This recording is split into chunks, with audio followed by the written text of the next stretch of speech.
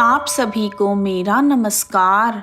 आज मैं आप सभी के समक्ष पौष मास के रविवार की कथा प्रस्तुत कर रही हूँ। कुछ जगहों पर इसे अलूने रविवार की कथा भी कहा जाता है।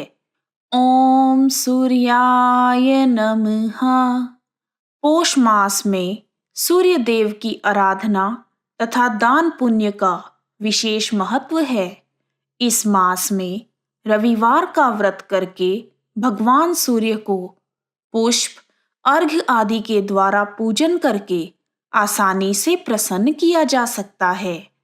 इस मास के रविवार को व्रत करने वाला मनुष्य भगवान सूर्य देव की आराधना में तत्पर रहे तो संतान आज्ञाकारी बनती है तथा माता पिता से बहुत स्नेह करती है और संतान का तेज सूर्य के समान बढ़ने लगता है। उन्हें प्रभाव, मान सम्मान तथा समाज में प्रतिष्ठा मिलती है। जो महिलाएं तथा कन्याएं वर्ष भर के रविवार का व्रत करना चाहती हैं, वह इसी माह के रविवार से अपने व्रत को प्रारंभ कर सकती हैं। पौष मास को खर मास, काला महीना अथवा मल मास भी कहा जाता है। इस महीने में सभी शुभ कार्य वर्जित होते हैं। आइए अब शुरू करते हैं पौष मास के रविवार की कहानी। ओम आदित्याय नमः। पुराने समय में एक नगर में एक साहूकार रहता था। उसकी कोई संतान नहीं थी। एक दिन किसी काम से वह सुबह सवेरे बाहर गया।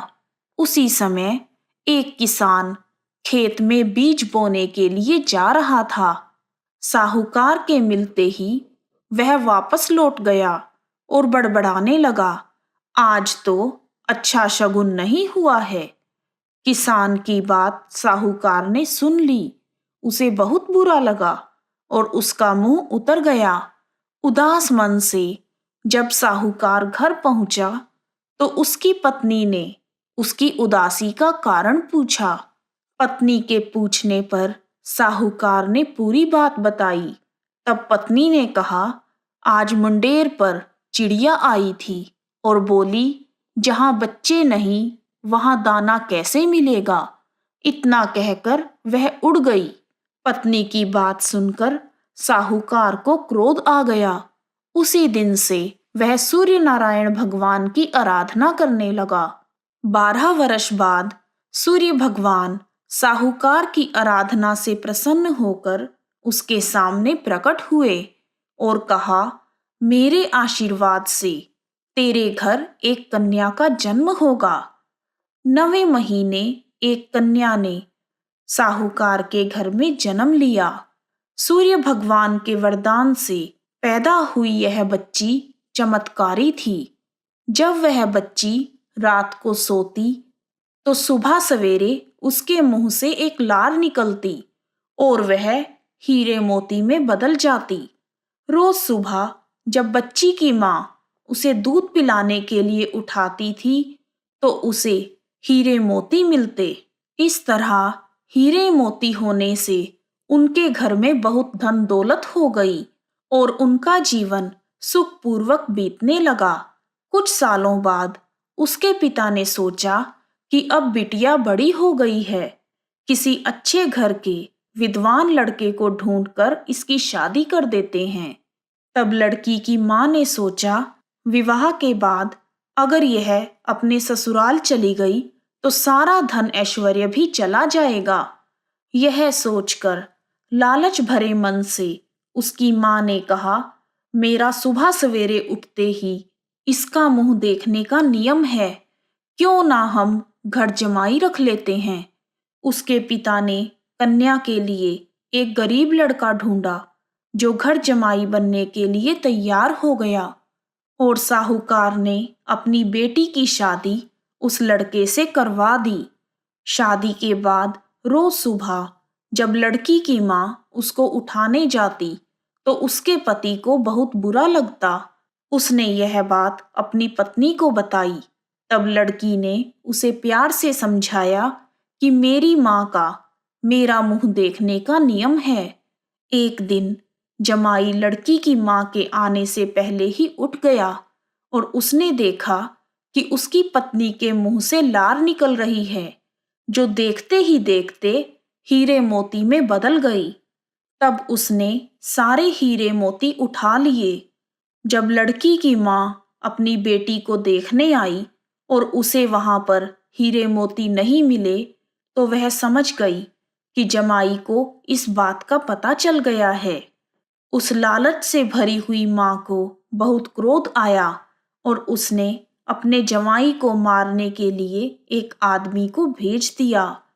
शाम को जब उसका जमाई काम से घर लौट रहा था, तो सास द्वारा भेजे हुए उस आदमी ने जमाई को मार दिया और उसका सर काटकर जंगल में फेंक दिया।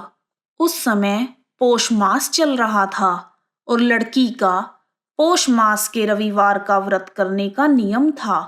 वह सूर्य भगवान की पूजा करके तथा कथा को सुनकर भोजन के लिए पति का इंतजार कर रही थी, परंतु लड़की के पति को तो उसकी मां ने मरवा दिया था। सूर्य भगवान उस लड़की के पौष मास में श्रद्धा पूर्वक रविवार का व्रत करने से बहुत प्रसन्न थे, इसलिए उन्होंने ब्राह्मण का रूप धारण किया और लड़की के पति के शव के पास गए। उन्होंने लड़की के पति का सर उसके धड़ से जोड़कर उसके ऊपर अमृत का छींटा दिया और ऐसा करने से लड़की का पति जीवित हो गया। जब उसका पति घर आया तो लड़की ने पूछा, आपको पता नहीं है, मैं सूर्यास्त होने के बाद खाना नहीं खा सकती, मुझे अगले दिन खाना पड़ता है। लड़की की बात सुनकर उसके पति ने उसे सारी बात बताई। तब उस लड़की ने फैसला किया कि अब हम इस घर में नहीं रहेंगे। लड़की की बात सुनकर मां ने बहुत पश्चाताप किया और उनसे बहुत क्षमा मांगी, परंतु बेटी नहीं मानी और वह अपने पति के साथ ससुराल में रहने लगी। उसके घर में सुख तथा समृद्धि हो गई। उसने अपने परिवार, पुत्र, पौत्र आदि के साथ खुशी खुशी जीवन यापन कर अंत में सूर्यलोक में स्थान प्राप्त किया।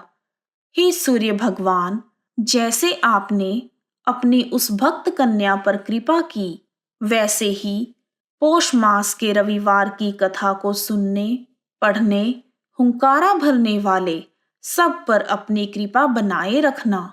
बोलो सूर्य देव की जय, सूर्य भगवान की जय। पौष मास को खरमास कहे जाने के पीछे एक पौराणिक कथा है।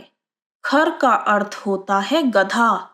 मार्कंडेय पुराण के अनुसार सूर्यदेव अपने 7 घोड़ों के रथ में बैठकर ब्रह्मांड की परिक्रमा करते हैं और परिक्रमा के दौरान सूर्य भगवान को एक क्षण भी रुकने की इजाजत नहीं है।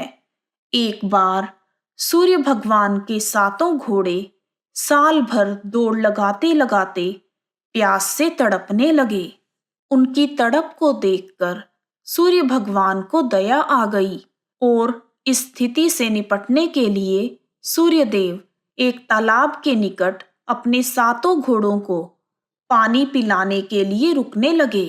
तभी उन्हें यह प्रतिज्ञा याद आई कि घोड़े बेशक प्यासे रह जाएं, लेकिन यात्रा रुकनी नहीं चाहिए, अन्यथा सौरमंडल में अनर्थ हो जाएगा। तब सूर्य भगवान ने चारों ओर देखा और उन्हें तालाब के पास खड़े हुए 2 गधे दिखाई दिए। सूर्य भगवान ने तत्काल ही अपने 7 घोड़े प्यास बुझाने के लिए खोल दिए और कुंड के आगे खड़े 2 गधों को अपने रथ पर जोत लिया और आगे बढ़ गए। अब स्थिति यह हो गई कि गधे यानी खर अपनी मंद गति से पूरे पौष मास में ब्रह्मांड की यात्रा करते रहे और सूर्य का तेज बहुत ही कमजोर होकर धरती पर प्रकट हुआ। और यही कारण है कि पूरे पौष मास में पृथ्वी के उत्तरी गोलार्ध में सूर्य देव का प्रभाव क्षीण हो जाता है और कभी कभार ही उनकी तप्त किरणें धरती पर पड़ती हैं। ओम सूर्याय नमः। आइए अब जानते हैं पौष मास के रविवार की व्रत विधि। पौष मास के रविवार को अलूना भोजन यानी बिना नमक का भोजन किया जाता है तथा एक समय भोजन करके व्रत को पूरा किया जाता है। अलूने रविवार के व्रत में विशेष रूप से दूध चावल या खीर ही खाई जाती है। इस व्रत में कुछ महिलाएं एक ही प्रकार का अन्न खाती हैं और वह भी बिना नमक वाला। इस व्रत को करने वाली कन्याएं तथा महिलाएं सिर धोकर स्नान आदि से निवृत्त होकर अपने इष्ट देव का पूजन करके सूर्य देव को दिन में 3 समय अर्घ्य देती हैं और उनकी पूजा करती हैं। 5 वर्ष तक व्रत करने के बाद इस व्रत का उद्यापन किया जाता है। 5वें वर्ष कन्याएं 5 कन्याओं को और महिलाएं 5 सुहागन स्त्रियों को भोजन करवाती हैं। उन्हें अलूना भोजन खिलाने की आवश्यकता नहीं होती। इसके बाद यथाशक्ति दक्षिणा देकर व्रत का उद्यापन पूरा किया जाता है। इस प्रकार पौष मास के रविवार की कथा और पूजा विधि पूर्ण हुई। बोलो सूर्य भगवान की जय। यदि आपको वीडियो पसंद आया है तो कमेंट बॉक्स में जय सूर्यदेव लिखना ना भूलें। आप सभी का हार्दिक धन्यवाद।